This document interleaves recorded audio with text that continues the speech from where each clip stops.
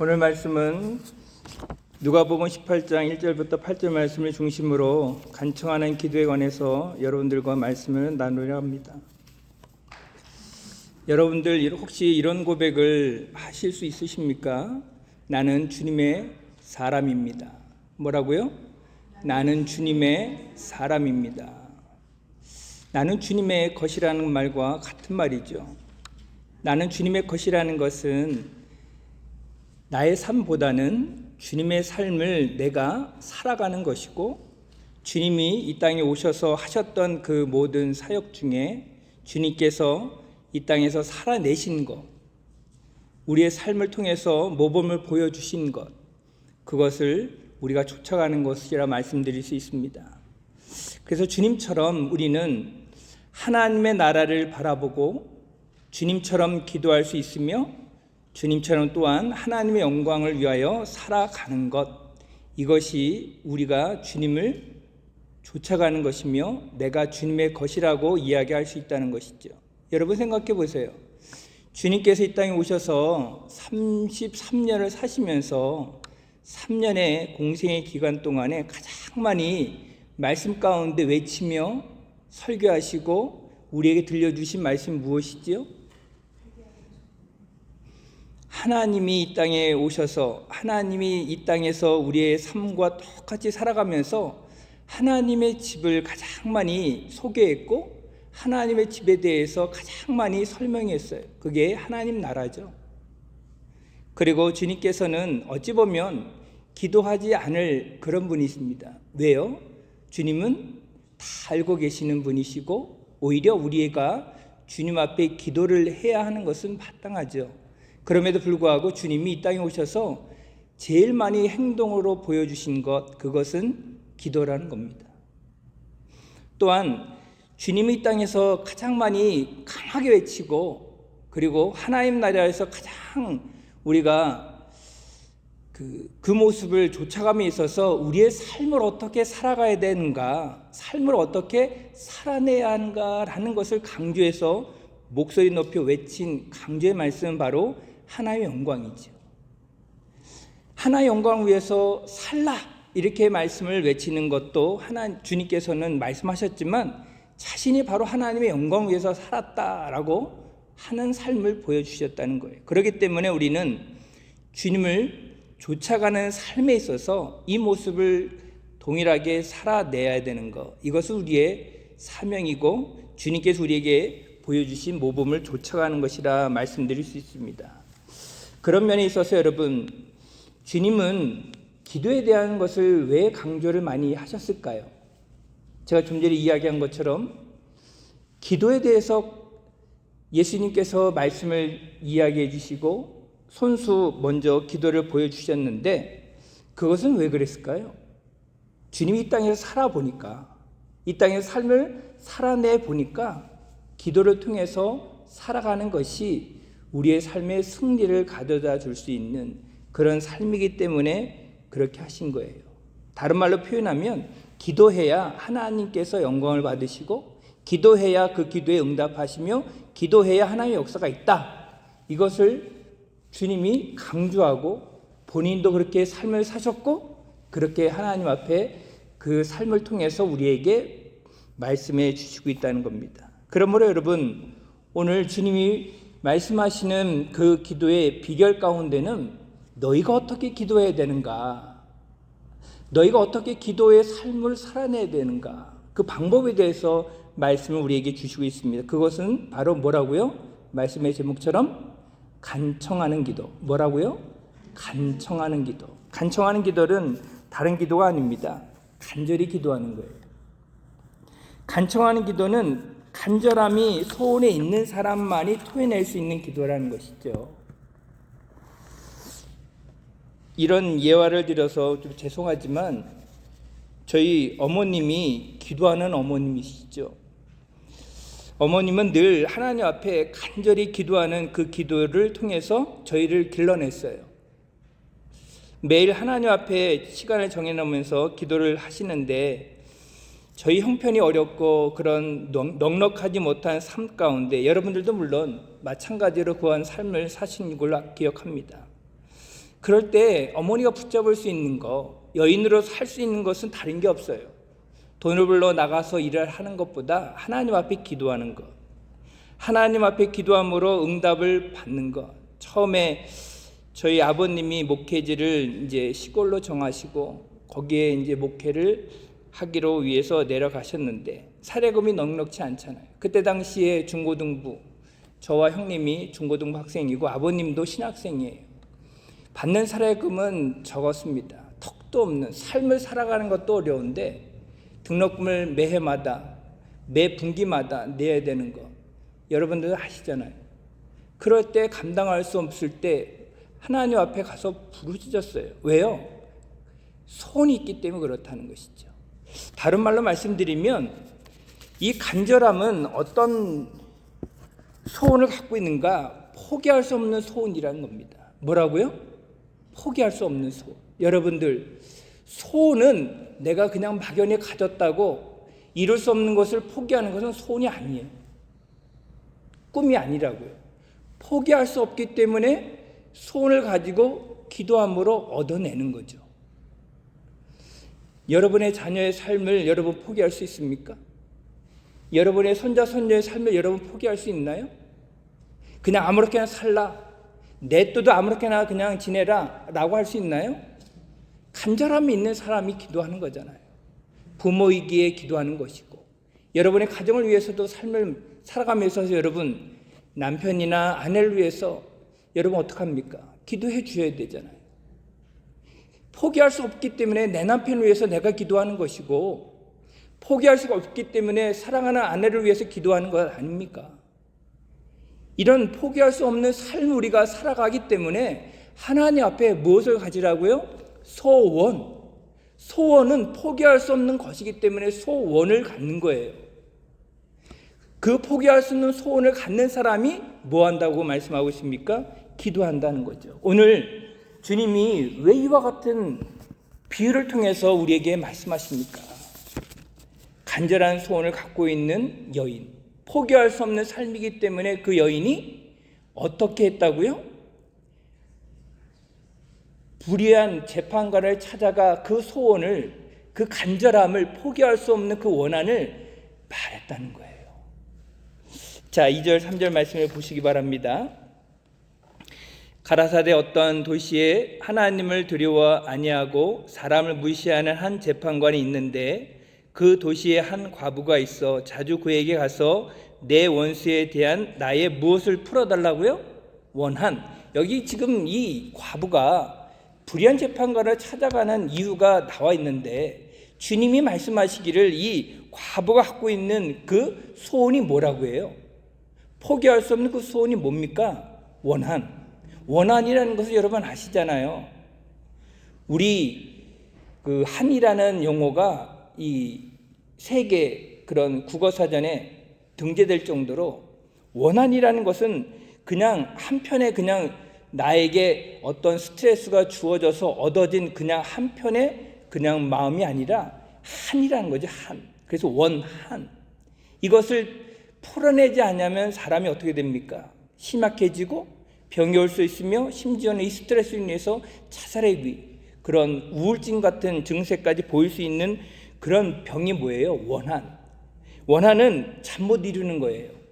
원한은 내가 어떤 일에 있어서 고물이 아무리 그냥 그것을 그냥 잃어버리려 해도 나의 마음 중심 안에 자리 잡힌 거, 돌덩이처럼 나의 마음의 중심에 이 소화도 되지 않고 자리 잡힌 무언가, 그것이 바로 원한이에요. 분통함이에요. 이것을 이 과부는 재판관을 찾아가서 풀려갔던 거예요. 예수님은 왜 근데 이 과부를 통한 이야기를 우리에게 들려줄까요? 이 과부의 원한이 복수를 위한 겁니까?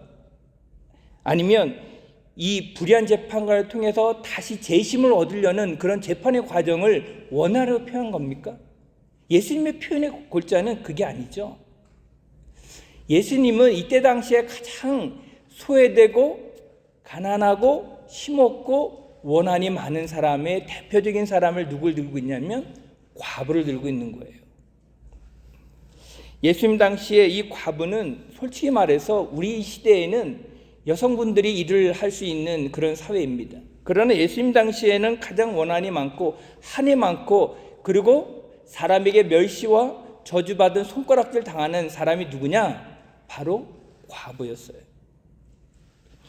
어찌 보면 과부는 하나님의 저주를 받은 사람, 어찌 보면 하나님의 소외된 계층으로 저 멀리 떨어져 있는 사람처럼 취급됐던 사람이에요. 예수님 당시에 그런 모습을 예수님은 가까이 보면서 굉장히 마음 가운데 아픔이 있었던 것 같아요. 그러면서 이 과부에 관한 이야기를 성경에서 가장 많이 주인공으로 등장시키는 인물들이 많잖아요. 그러면서 예수님이 하시는 말씀 가운데 원한이 있는 사람, 사회적으로 보장받지 못한 그 시대의 그 원한을 갖고 있는 사람, 그 사람이 누구냐? 과부죠. 과부는 자신의 혼자의 삶을 살아갈 수 없는 시대적 배경을 안고 있어요. 왜냐하면 여인을 예전에는 예수님 시대 때는 집창금을 줘서 여인을 데리고 와 자신의 아내를 맞이하는 겁니다. 집창금이 없으면 결혼할 수가 없었어요. 남자가 능력 있게 집창금이 많으면 많은 여인을 거느릴 수 있죠. 그런데 그 남자가 하루아침에 죽거나 사망했다는 그런 삶을 여러분 만약 상상해 보세요. 남편이 없는 사람. 그 과부는 남편이 없기 때문에 사회생활을 할 수 없어요. 남편이 없기 때문에 가난해요. 남편이 없기 때문에 보호를 받을 수 없어요. 늘 조롱을 당해요. 그런 상황 가운데 과부가 할 수 있는 게 뭘까요? 이 여인이 할 수 있는 게 뭘까요? 기도라는 거죠. 기도. 간절한 소원이 있는 사람의 대표적으로 과부를 들고 있다는 거죠. 성경시대에 나타난 과부의 이 원한들이 여러분 성경 곳곳에 나오는데 나인성 과부의 이야기를 한번 여러분 생각해 보시면 어떻습니까? 나인성 과부가 자신의 하나밖에 없는 아들이 죽었어요. 그 아들은 독자예요. 자신의 미래고 자신의 삶을 이어갈 수 있는 유일한 끈인데 그 과부의 아들이 죽었습니다. 그럴 때 주님이 그것을 보시고 그 원한을 풀어주기 위해서 상여를 메고 가고 있는 그 현장 가운데 주님이 어떻게 합니까? 멈추라! 그리고 그 과부의 한을 풀어주시잖아요. 만약 그 중심을 몰랐다면 그냥 외면할 수 있죠. 그 중심을 아시기 때문에 그 중심을 풀어주시는 그 주님, 그 여인에게 만약 물어보면 그 여인이 다른 거 없습니다. 자신의 아들이 다시 살아나는 것, 그것 하나만 가지고 그의 소원의 간절함을 들을 수 있잖아요. 좋게 그것을 알 수 있는 주님께서 이 상여를 멈추라 하고 상어를 향해서 청년아 일어나 외치지 않습니까? 예루살렘 성전에 한 과부가 2렙돈을 드리는 그 모습을 주님이 보셨어요. 그러면서 가장 많이 칭찬하기를 그의 전 재산을 바쳤다라고 되어 있어요. 여러분, 과부가 드린 것을 2렙돈인 것을 어떻게 알 수 있느냐? 그때 당시에 예수님 당시에는 예루살렘 성전에서 헌물함이 들어가는 성전 안에 있습니다. 들어가는 입구에 있죠. 근데 대부분 사람들은 이 동전을 내지 않아요. 왜요? 왜 그렇습니까? 이 동전 소리가 돌로 만들어졌기 때문에 요란하기 때문에 그것은 가장 이 소외계층이 드리는 것처럼 느껴졌기 때문에 그것을 남들을 의식해서 그렇게 내지 않습니다. 근데 이 여인이 동전 2개를 떨어뜨리는 이 소리에 주님이 곧바로 반응하는 게 뭐예요? 제자들에게 저 여인은 전 재산을 드렸다라고 이야기하잖아요. 그리고 오고 오는 세대 가운데 저 여인이 드린 그것을 성경에 기록함으로 우리에게 말씀하고 있잖아요. 주님은 하나님 앞에 드리는 물질에 관해서 많고 적음을 따지는 게 아니에요. 그의 마음의 중심을 보신 것이죠. 만약 그 여인에게 당신 소원이 뭡니까? 라고 물어보면 뭐라고 얘기할까요? 넉넉하지 못한 삶 가운데 2렙돈만 드릴 수밖에 없는 형편을 그 여인에게 물어본다면 하나님 앞에 제가 가지고 있는 거, 아낌없이 드릴 수 있는 거, 더 많은 것 드리고 싶다라고 이야기하지 않을까요? 그렇기 때문에 주님이 그 중심을 아셨기 때문에 제자들에게 칭찬하지 않습니까? 여러분들 안에 소원이 있습니까? 여러분들은 어떤 소원을 갖고 계십니까? 어떤 분들은 자녀를 위해서, 어떤 분들은 뭐 남편이나 아내를 위해서, 어떤 분들은 자신의 건강을 위해서, 어떤 분들은 여러 이모저모의 그런 인간의 갈등 가운데 기도의 제목이 있는 줄 압니다.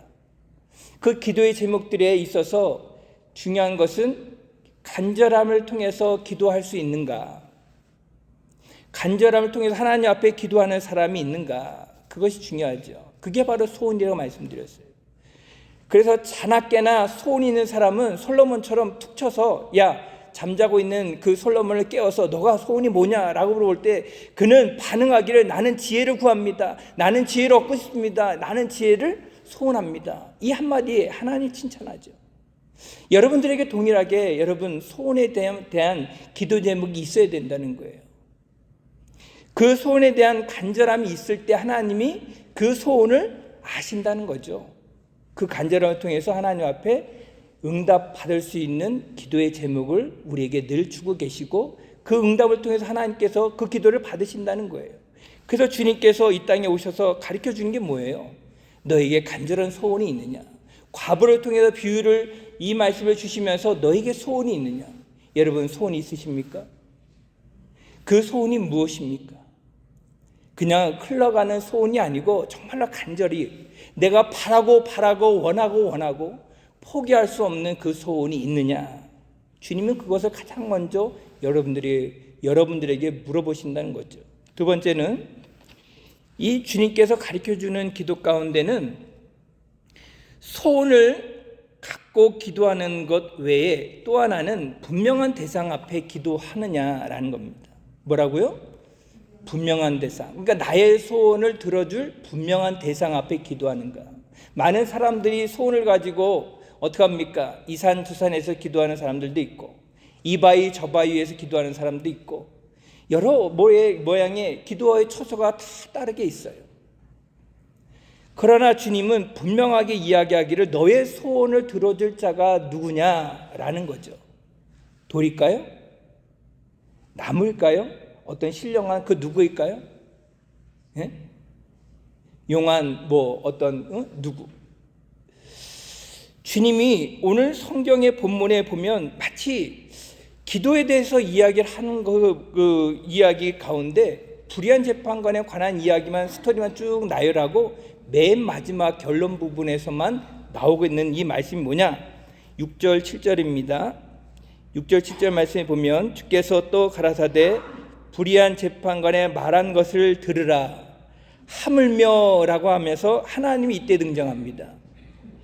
1절부터 5절까지는 나타나지 않는 그 하나님이 불의한 재판장에 관한 이야기만 계속되는 진행되는 그 하나님이 6절에 가서 나오기를 하물며 그 다음 하나님께서 그 밤낮 부르짖는 택하신 자들의 원한을 풀어주지 아니하겠느냐 이렇게 이야기하고 있어요.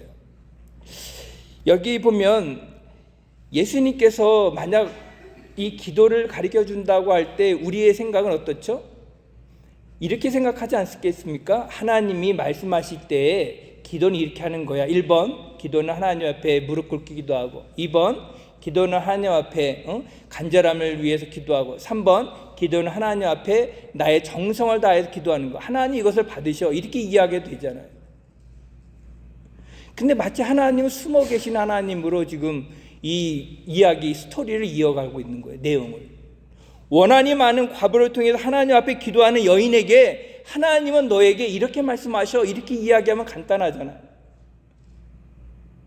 근데 주님은 그렇게 이야기하지 않고 불의한 재판관의 스토리를 이야기하면서 맨 마지막에 등장하는 것이 하물며라는 말을 등장한 이후에 하나님에 관해서 이야기하고 있다는 거예요. 어찌 보면 주인공이 누구입니까? 불의한 재판관처럼 보이는데 그게 아니라 하나님이라는 거죠. 하나님 앞에 기도할 때 하나님 불의한 재판관보다 하나님 어떤 분이라는 거예요? 소개하기를 강조형이 어디 있는 거예요? 하나님은 불의한 재판관보다 하나님은 너희의 형편을 잘 아는 분, 너희의 소원을 하나님 앞에 기도하면 들어주시는 분, 이것을 종합해서 보면 너희를 사랑하는 분, 하나님은 공의로우신 분. 불의와 공의가 지금 함께 공존해서 주님은 말씀하고 있는 거예요. 그리고 이 불의는 하나님 앞에 그 사람을 사랑하지 않는 사람을 등장하고, 이 불의한 재판관을 등장하면서 하나님의 사랑이 많다는 것을 강조하기 위한 거예요. 그러면 이 과부를 사랑하는 사람이 누구예요? 불의한 재판관입니까? 하나님입니까? 예수님 말씀하시기를 하나님이라는 것이요, 너희를 사랑하는 사람은 불의한 재판관이 아니다. 그리고 하나님은 정의로우신 분이고 공의로우신 분이기 때문에 불의를 싫어하신다는 것을 보여주면서 하나님을 강조하기 위해서 이 비유를 들어서 이야기하고 있다는 거예요. 그래서 하물며라는 것이 중요합니다. 근데 여러분, 한 가지 여러분에게 궁금한 사항을 질문해 봅니다. 근데 이 여인이 왜 불의한 재판관에게 찾아가 이 자신의 소원을 아랠까요?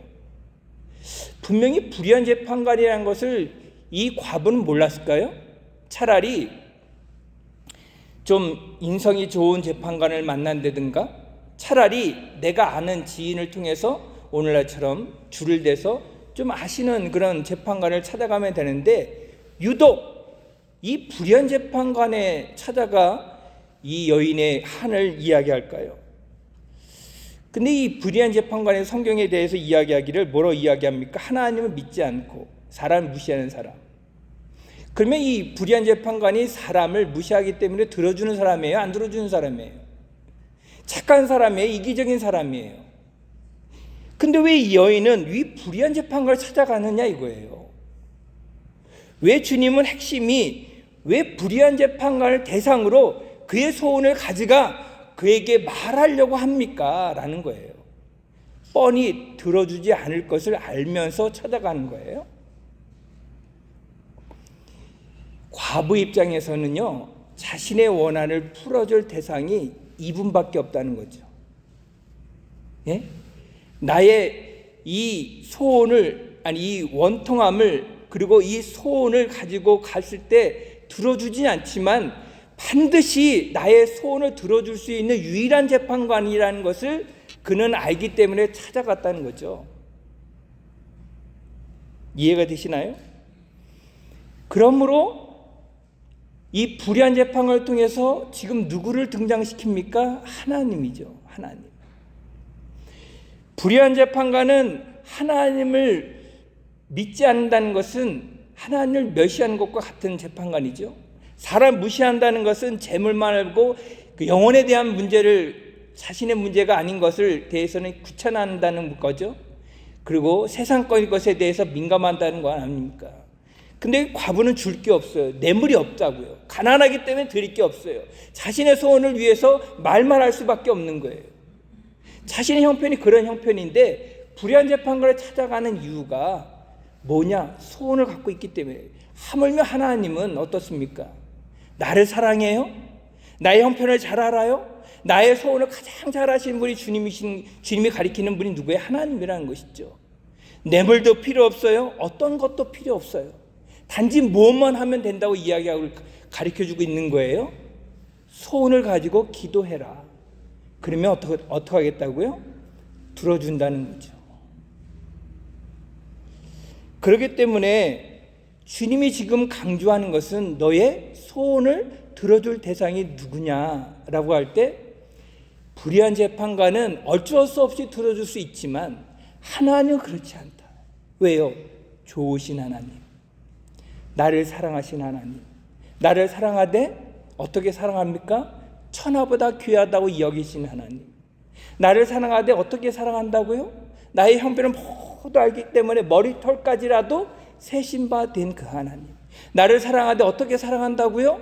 나를 천국으로 인도할 좋으신 하나님 앞에 기도만 하라. 기도만 하라. 소원을 가지고 기도만 하라는 거예요. 이것이 어려운 게 아니잖아요. 불의한 재판관을 찾아가는 것은 이 과부에게 있어서 너무나 고통 아닙니까? 왜요? 만나주지 않지요? 왜요? 나는 가난하죠? 왜요? 나는 그에게 찾아가 이 소원을 알아낸다 할지라도 무시할 것을 뻔히 알기 때문에 자존심을 가지고 찾아간다는 것은 너무나 고통스러운 거예요. 그러나 하나님은 그렇지 않다는 거죠.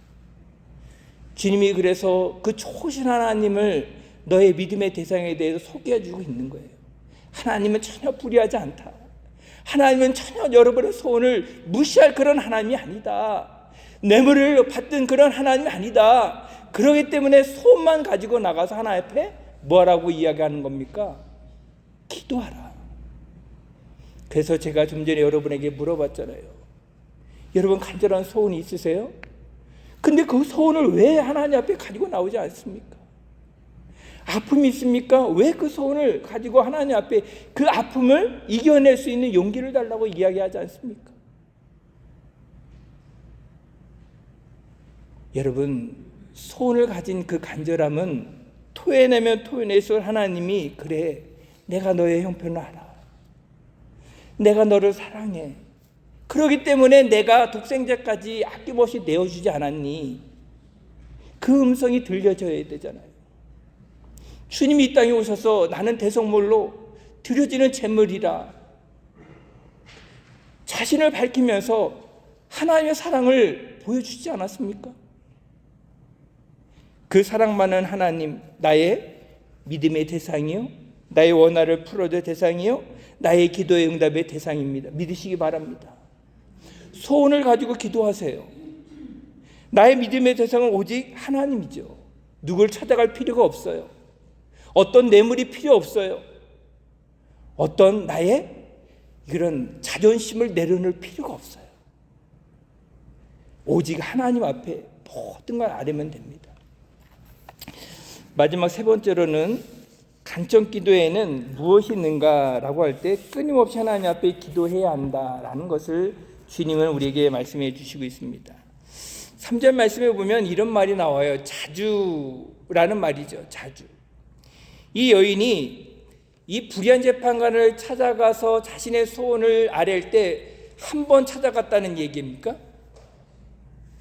그러면 어쩌다가 생각날 때마다 찾아갔다는 얘기예요? 그렇지 않다는 것을 주님이 뭐라고 표현하냐면 자주 그 원한을 들고 찾아갔다 그랬어요. 자주. 자주란 말이 뭡니까? 자주란 말이. 여러분 자주 만난다는 게 뭐예요? 예?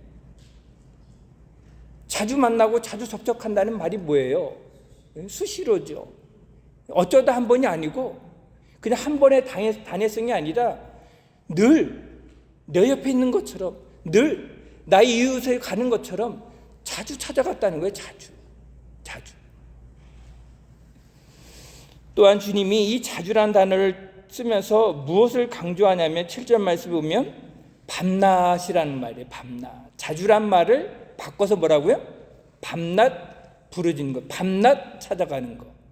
밤낮 찾아가는 것과 자주란 말이 같아요, 안 같아요? 같죠? 이 불의한 재판관을 자주 찾아갔고 하나님 앞에 밤낮으로 기도했다는 거예요. 그러니까 자주 찾아가는 것을 뭐 하라는 거예요? 밤낮 부르짖는 기도. 자주 하는 기도라 이야기할 수 있고 밤낮 부르짖는 기도라 이야기할 수 있습니다. 주님은 그 원한을 풀어주신다는 것을 단정 짓고 있어요. 단서를 주고 있고 그 대상이 누구라고 이야기해요? 나를 사랑하는 하나님이 이야기해요. 그런데 우리가 솔직히 기도하면 하나님이 다 들어주시나요? 금방 들어주시나요? 내가 기도하는데 모든 것이 순리적으로 다 기도하나요? 예를 들어서 여러분 여호수아처럼 내가 우상장수예요. 그러면 그 햇빛이 늘 쬐는 그 기도를 드려서 만약에 내가 우상장수면 그 우상장수가 망합니까? 안 망합니까? 망할 수밖에 없죠. 근데 오히려 집신장수면 어떨까요?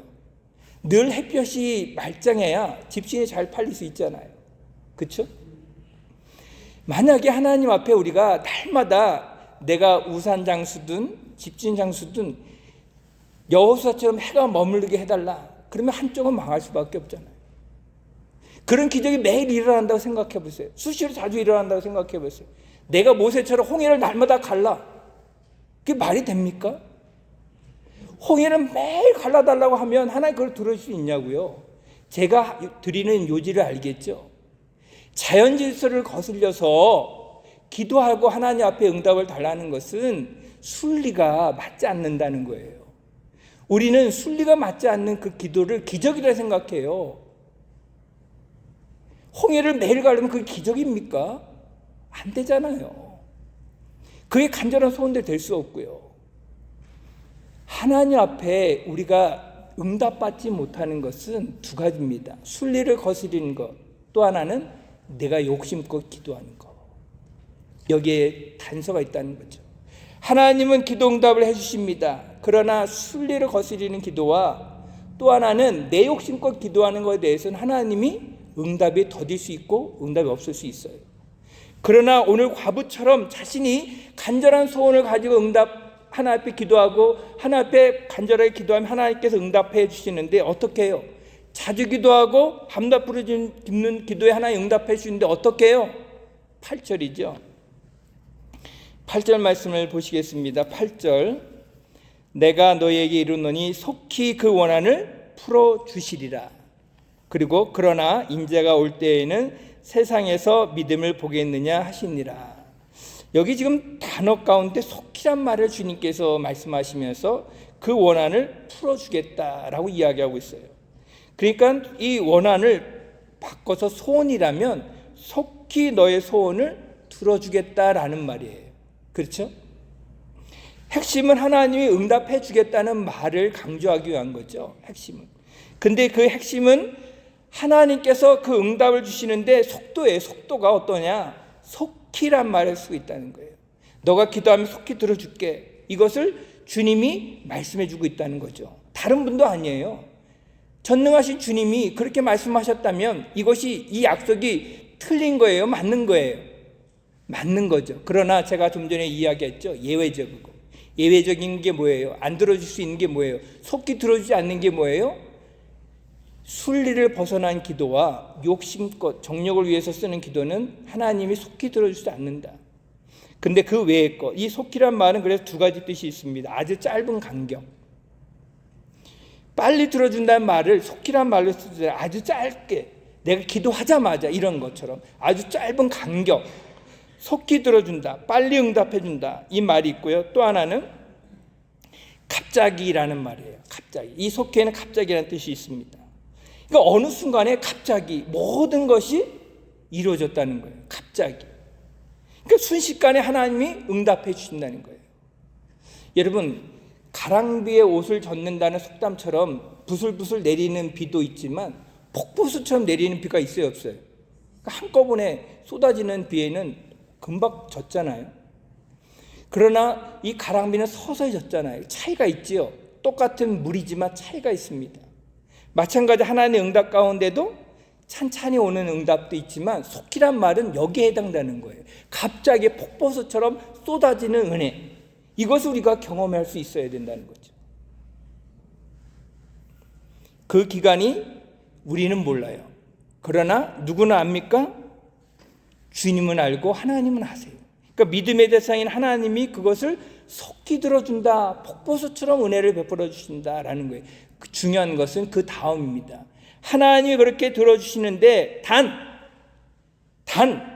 그러나 하면서 이야기하면서 뭐라고 이야기해요? 인자가 올 때에 세상에서 뭘 보겠느냐? 믿음을 보겠느냐? 여러분, 요게 오해의 소지의 말씀입니다. 이것을 구원론적으로 해석을 하면 말세에 믿음을 보겠느냐라고 할 때 믿음이 적어진다는 뜻으로 했는데 이것은 거기에 해당되는 말이 아니라 하나를 우리가 떼어서 이야기하는 그런 구원론적의 관점에서 구원에 관해서 이야기할 때는 그렇게 이야기를 할 수 있는데 그것을 지금 성경은 그렇게 이야기하는 게 아니에요. 기도의 관점으로 봐야 된다는 것이죠. 그러면 이 믿음을 보겠느냐라고 할 때 믿음을 가지고 기도하겠느냐, 속히 들어주지 않는 그 상황 가운데 너희는 여전히 믿음을 가지고 기도할 수 있느냐, 그것을 물어보는 거예요, 주님. 응답이 없으면 우리는 어떡합니까? 아유, 하나님 응답이 없어, 그냥 포기하고 말아, 이렇게 이야기하는데 만약에 너희가 하나님 앞에 구하고 바라고 소원하는 그 소원이 너희가 정말로 응답되어질 때까지 기도할 수 있느냐라는 물음이라는 거예요. 그러니까 주님이 무엇을 안타깝게 이야기하는 거예요? 낭망하지 말고 응답되어질 때까지 기도하라. 그래서 1절 말씀 보면 항상 기도하고 낭망치 말아야 될 것. 라고 이야기하잖아요. 전제를. 하나님 응답해 주신데 모두 다 그렇게 알고 기도합니다. 그러나 속뒤 응답되지 않는 기도를 통해서 우리는 뭐라고 이야기합니까? 하나님이 내 기도는 안 들어주나 봐. 이렇게 이야기하는 분이 있는데 주님은 그것을 염려해서 그게 아니야. 너희가 기도하는데 항상 기도하는데 낭망치 말고 기도하라는 거예요. 속히 들어주지 않는 기도도 있는데 그것을 너희는 믿음으로 이겨낼 수 있느냐라는 거예요. 그러므로 여러분, 기도 몇 번 했다고 응답되어지지 않을 수 있다 없다? 있다. 항상 여러분 하나님 앞에 기도할 때는 이런 마음으로 기도해야 됩니다. 한 가지 예를 들고 말씀하시려 합니다. 어느 여집사님의 간증입니다. 이 여집사님이 매우 열심히 신앙생활을 하는 그런 열심 있는 그런 집사님이에요. 그런데 남편이 핍박을 줍니다. 자유롭게 신앙생활을 하지 못해요. 그러니까 이 여집사님이 남편의 이 핍박이 오히려 자신에게 영적인 싸움이라 생각을 하고 도전을 받고 더 열심히 합니다. 전도도 하고 신방도 가고 하나님 앞에 더 많이 기도하고. 그런데 이 남편이 돌아오지 않는 거예요. 사람인지라 사람이 기도하다 보면 낭망할 수 있잖아요. 그렇죠? 남편이 더 완강하게 그 여인이 이 집사님을 더 올가매고 더 신앙생활에 있어서 반대쪽으로 기울일 수 있잖아요. 그러니까 하다 이 여인이 낭망했어요. 실망이 들었어요. 하나님이 남편은 포기하셨나? 하나님이 내 기도를 안 들으시나? 하나님은 내가 이렇게 열심히 신앙생활에 대해서 하나님은 이런 보상을 안 해주시나? 이런 저런 생각을 하다가 새벽에 기도하는 중에 잠이 들었어요. 꿈에 이 여인이 화강한 큰 바위덩어리를 정으로 깨는 그런 꿈을 꾸고 있는 거예요. 꿈에서도 너무 실망이 되는 거예요. 밤낮 정으로 이 화강암을, 이 금강석 같은 화강암을 깨는데 안 깨지는 거예요. 틈도 벌어지지 않고 그리고 금도 가지 않는 거예요. 하다 보면서 그냥 내팽개쳐 버렸어요. 그럴 때 음성이 들렸어요. 내가 왜 그 일을 그만두느냐? 내가 할 일은 정으로 계속 바위를 깨트리는 것이지 깨지든 안 깨지든 그것은 너의 일이 아니고 너는 나를 위해서 기도할 뿐이야. 내가 깨트리는 것에 대해서는 나의 몫이다 라는 그 음성이 강력하게 탁 들리는 거예요. 꿈에서 깨어난 이 여인이 어떻게 할까요? 하나님 응답이야. 그러면서 더 열심히 그가 하나님 앞에 기도를 드림으로 인해서 결과가 어떻게 됐다는 거예요. 간증이니까 돌아왔다는 거죠. 이 여집사님의 간증을 통해서 여러분 어때요? 하나님은 여러분들의 기도하는 소리를 외면하고 있지 않는다는 것을 밝혀주고 있고, 열심히 기도하는 그 기도 가운데 낭망하지 말 것은 믿음을 가지고 여전히 기도하느냐. 깨지든 안 깨지든 그거는 너의 몫이 아니야. 그것은 내 몫이야. 내가 역사하는 것이지. 너는 단지 뭐 하라고요? 간절한 소원을 가지고 기도하라. 너의 몫으로 하라는 거죠. 오늘 이 말씀을 통해서 여러분, 우리가 열심히 불타서 기도할 수 있어요. 그 불타는 기도 가운데 소원이 어느 순간 사그라들 수 있어요. 그렇지만 낭망하지 말고 하나님 앞에 부르짖어 여러분의 소원을 꼭 이뤄낼 수 있는 저와 여러분 되어지 간절히 축원합니다. 기도하겠습니다.